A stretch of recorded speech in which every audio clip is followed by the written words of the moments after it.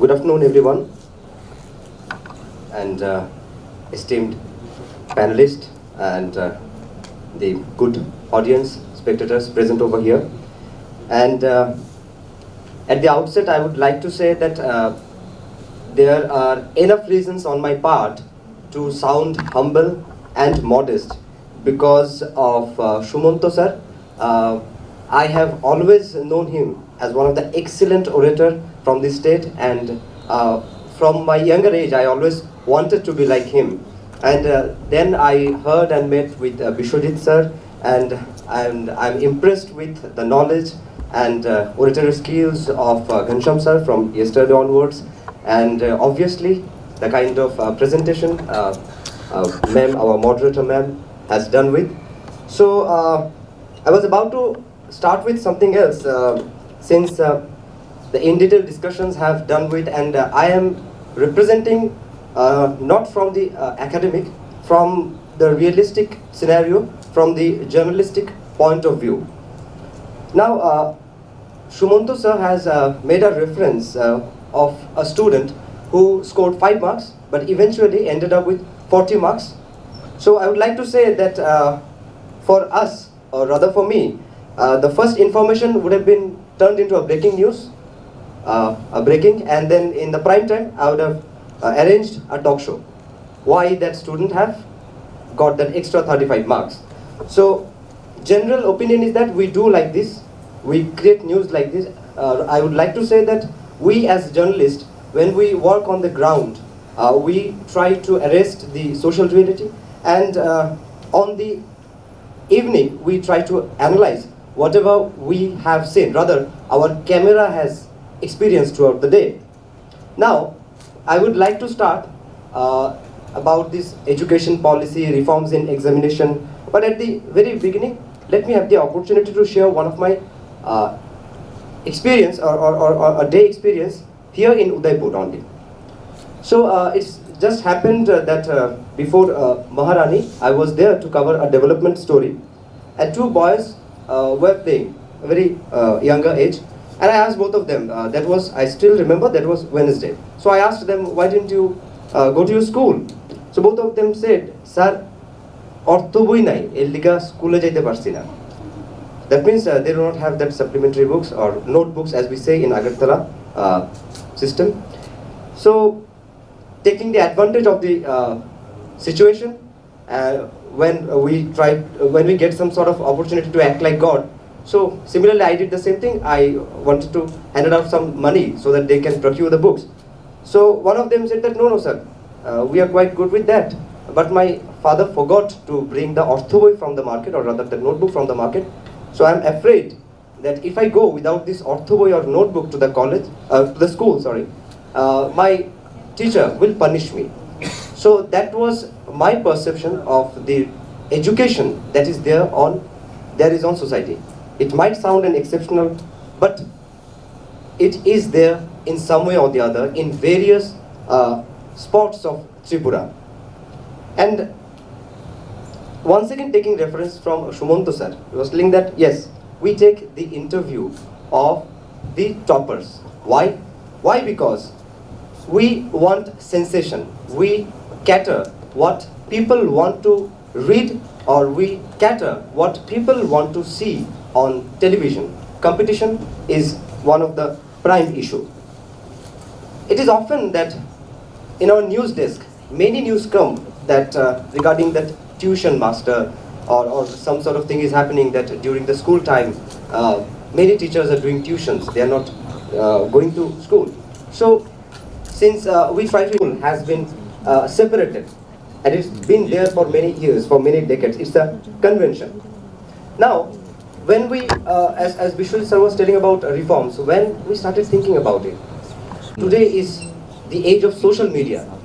Many memes, many sort of funny images are being created and are being circulated. By whom? By the students. So when we sit in our editing room and we look at these memes, funny videos and images, we actually love on the system. I am not sure that whether we would have shared our experience with the policymakers, the academicians and all. However, that is my opinion as a working journalist.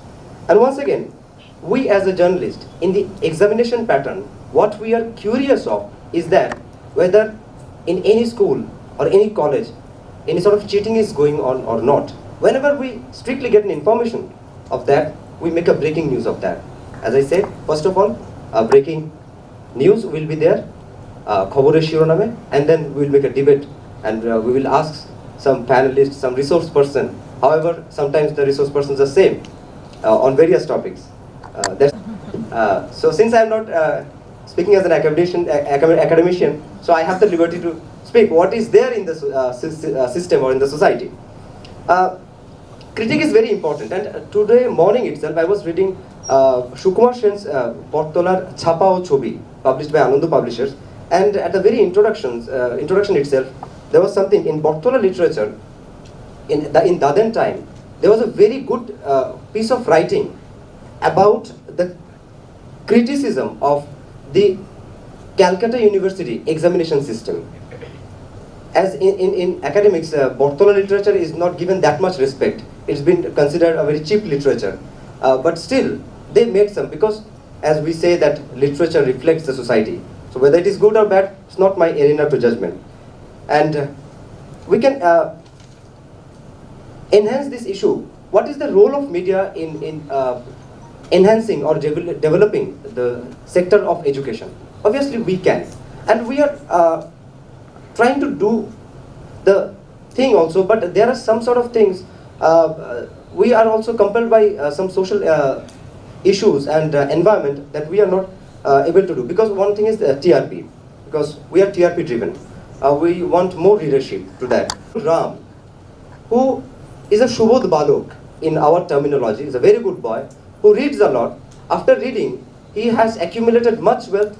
He had made a very good house. At that time there was no car, otherwise he would have bought the car also. So that kind of thinking has been driven into our mind, that if you read and if you can excel, then you can materialize yourself. So there, in some way or the other, there is a sense of materialization of knowledge was there in our childhood, and we kept on growing with that, and we are implementing that thing in our future generation also. And this is something I think we must address very seriously. So as the same thing that in our advertisement we will show you what are the lacunas. Is there any cheating going on, any exam paper, question paper leakage and all. So as sir was telling, that why this confidentiality if it is an open system? I think hopefully, and if there is lacuna, this is good for us. Our business will go on. And the teachers were also of a moderate stage. But when this pandemic is gone, now this online education is totally irrelevant from the point of view of the guardian. Okay, and this examination and everything is hazy in social reality. People, guardians or the parents, they think that I am sending my children to school, and they are totally blind about it. Okay, there's something going good. So there is no evaluation process. For the namesake, there is some parent-teacher meeting, but what is the outcome? Hardly. It is also it should be analyzed. It should be taken into consideration.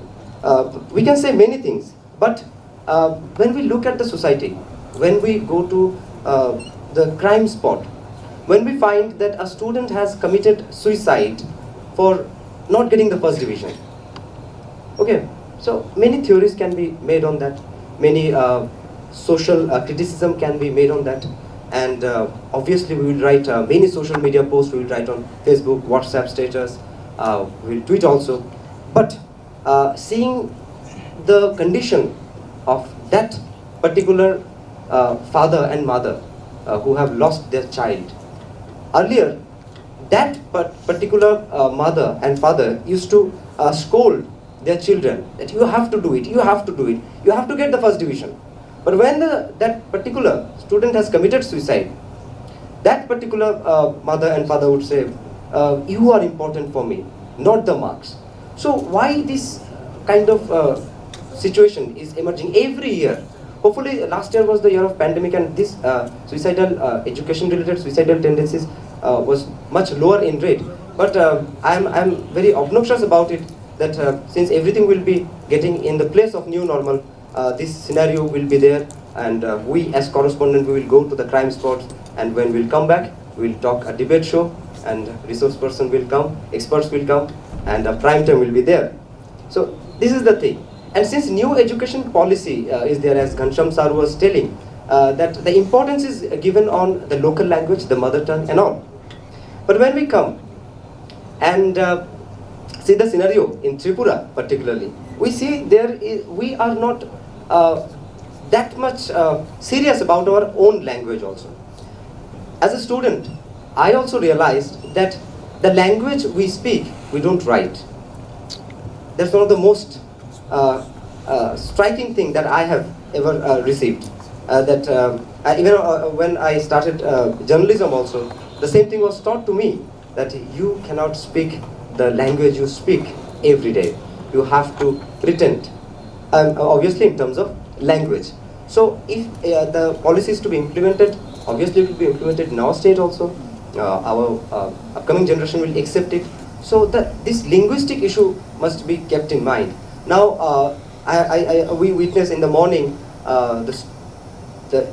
kids are sent to schools with that much load of books and all, and they are highly educated, obviously in a foreign language, which I am speaking right now. But if their parents are asked, their parents are they boast a lot that আমার ছেলে খুব ভালো ইংরেজি কইতে পারে কিন্তু বাংলাটা ঠিক কইতে পারে না. As a popular Bengali poet says, আমার ছেলের বাংলাটা ঠিক আসে না. So obviously, as I'm just expressing what we see, what our camera lenses witness every day. Now, many references can be given, but if we talk about naturalistic education, Rousseau long back has given us the example of Emile, and we always want to be like Satyajit's Feluda, but we hardly act like Satyajit's Feluda. We hardly perspire to be a Feluda. I would like to conclude with an example from my department, that is of journalism, that is what can be a true example of knowledge, or who can be whom we can say that he is an educated person. We are all aware of the 1971 Bangladesh Liberation War, but for the man responsible for the birth of a country, as well as this entire episode, his name is Anthony Mascarenhas. So this BBC correspondent came from that West Pakistan to East Pakistan. He saw the reality, and he wrote an article to Sunday Times in London, which was called as Genocide. And he knew that if he publishes this article, he won't be able to stay in Pakistan, that means Dadar, West Pakistan, anymore. And he prepared everything, and he published that paper, and he left his land, left his country forever. But he did justice to his department, to his justice, to his education. He has heard his heart's call, not of the minds. Thank you so much. Thank you for listening.